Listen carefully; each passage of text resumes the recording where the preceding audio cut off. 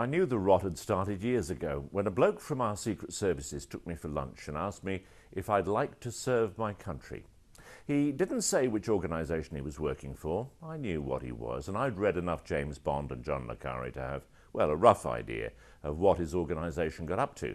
I also knew that whatever it was they wanted me to do would hurt, and the salary was never discussed. I said no thanks and thanks for the free lunch, and I never heard from him again. When I was working at the BBC, it became a badge of honour to have a Christmas tree stamped on your personal file. This was the responsibility of a security service officer who worked undercover in a secret office in the basement and who was responsible for identifying potential subversives in the organisation and then stamping their files with the Christmas tree.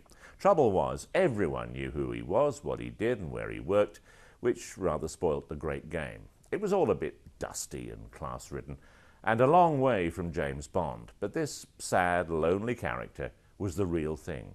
He was a spy. Now we learn that present-day British spies are often not prepared to go the extra mile because of low morale and even lower pay. Going the extra mile is an interesting term, which I guess must mean risking your life, which is why I didn't even discuss a pay scale at that lunch. The gambling, the limitless expense accounts, fast cars, fast women, have always been an Ian Fleming fiction. If you want that lifestyle, work in Silicon Valley, all for 60 minutes. No, the reward of serving in Her Majesty's Secret Service has never been about pay, benefits, pensions, or even free membership of the gym, but always about being part of a prestigious, mysterious, and elite agency. In fact, the pay is not good. Budding James Bonds only earn $40,000 a year.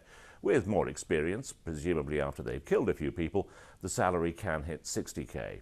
Believe me, if that man at that lunch had wanted me to jump into the East River from a bone-crunching height or battle with a sinking elevator in Venice, he'd have had to pay me a great deal more than that.